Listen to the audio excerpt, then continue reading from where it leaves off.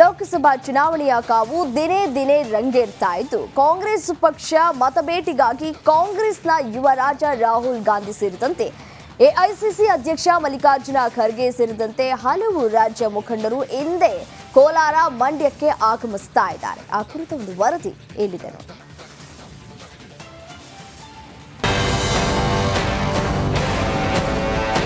ಲೋಕಸಭಾ ಚುನಾವಣೆಯ ಮಹಾಯಜ್ಞಕ್ಕೆ ಕಾಂಗ್ರೆಸ್ ಮತ್ತು ಮೈತ್ರಿ ಪಡೆಗಳು ರಣ ಕಂಕಣ ಕಟ್ಟಿವೆ. ಅದಾಗಲೇ ಅಮಿತ್ ಶಾ ಮತ್ತು ನರೇಂದ್ರ ಮೋದಿ ಕರ್ನಾಟಕ ರಣಕಣಕ್ಕೆ ಧುಮುಕಿದ್ದು ಇದೀಗ ಕಾಂಗ್ರೆಸ್ ಪರವಾಗಿ ಅಲೆ ಎಬ್ಬಿಸಲು ಯುವರಾಜನ ರಂಗ ಪ್ರವೇಶವಾಗ್ತಿದೆ.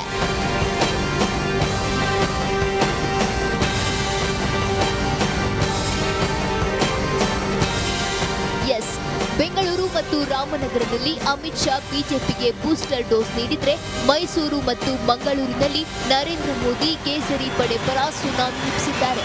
ಇದೀಗ ಕಾಂಗ್ರೆಸ್ ಅಭ್ಯರ್ಥಿಗಳ ಪರ ಮತ ಬೇಟೆಗೆ ರಾಹುಲ್ ಕರುನಾಡಿನ ರಣಭೂಮಿಗೆ ದಾಂಗುರಿ ಇಟ್ಟಿದ್ದಾರೆ.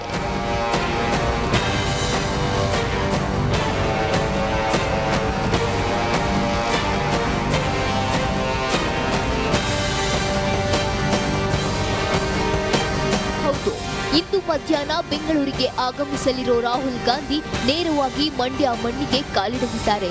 ಕೈ ಅಭ್ಯರ್ಥಿ ಸ್ಟಾರ್ ಚಂದ್ರು ಪರ ಅಬ್ಬರ ಪ್ರಚಾರ ನಡೆಸಲಿರೋ ವಯನಾಡು ಸಂಸದ ಮೈತ್ರಿ ಅಭ್ಯರ್ಥಿ ಕುಮಾರಸ್ವಾಮಿ ವಿರುದ್ಧವೂ ಅಬ್ಬರಿಸಿ ಬೊಬ್ಬಿರಲಿದ್ದಾರೆ. ಮಾನ್ಯ ನಮ್ಮ ನಾಯಕರಾದಂಥ ರಾಹುಲ್ ಗಾಂಧಿ ಅವರು ನವದೆಹಲಿಯಿಂದ ವಿಶೇಷ ವಿಮಾನದಲ್ಲಿ ಮೈಸೂರು ಏರ್ಪೋರ್ಟ್ಗೆ 1 ಗಂಟೆಗೆ ಬಂದು ಇಳಿತಾರೆ. ಅದಾದ ನಂತರ ಅಲ್ಲಿಂದ ವಿಶೇಷ ಹೆಲಿಕಾಪ್ಟರ್ ವ್ಯವಸ್ಥೆ ಆಗಿದೆ. PS ಕಾಲೇಜ್ ಗ್ರೌಂಡಲ್ಲಿ 1 ಕಾಲಿಗೆ ಬಂದು ಇಳಿತಾರೆ. 1:15ಗೆ ವೇದಿಕೆ ಕಾರ್ಯಕ್ರಮ ಆರಂಭ ಆಗ್ತದೆ. ವೇದಿಕೆ ಆರಂಭ ಆಗಿ 2 ಗಂಟೆ ಕಾಲ ಅಂದರೆ 3:30ವರೆಗೂ ವೇದಿಕೆ ಕಾರ್ಯಕ್ರಮ ಇರ್ತದೆ.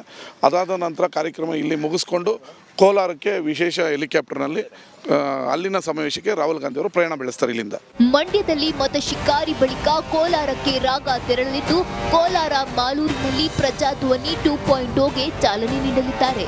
ಸುಮಾರು 50 ಎಕರೆ ಪ್ರದೇಶದಲ್ಲಿ ಕಾರ್ಯಕ್ರಮಕ್ಕೆ ಬೃಹತ್ ವೇದಿಕೆ ನಿರ್ಮಿಸಲಾಗಿದ್ದು 50ರಿಂದ 60 ಸಾವಿರ ಕಾರ್ಯಕರ್ತರು ಭಾಗಿಯಾಗುವ ನಿರೀಕ್ಷೆ ಇದೆ.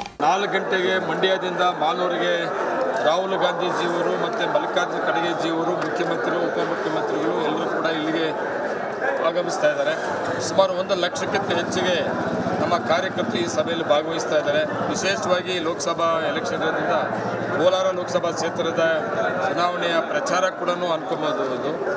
ನಾವು ವಿಶೇಷವಾಗಿ ಕೋಲಾರ ಲೋಕಸಭಾ ಕ್ಷೇತ್ರ ಒಂದು ಇತಿಹಾಸ ಇರುವಂಥದ್ದು. 52ನೇ ಇಸ್ವಿಯಿಂದ ಇಲ್ಲಿವರೆಗೂ ಕೂಡ 2 ಬಾರಿ ಬಿಟ್ಟರೆ ಇದು ಉಳಿತದ್ದು ಕಾಂಗ್ರೆಸ್ನ ಸಂಸದರಾಗಿ ಹೋಗ್ತಾ ಇದ್ದದ್ದು.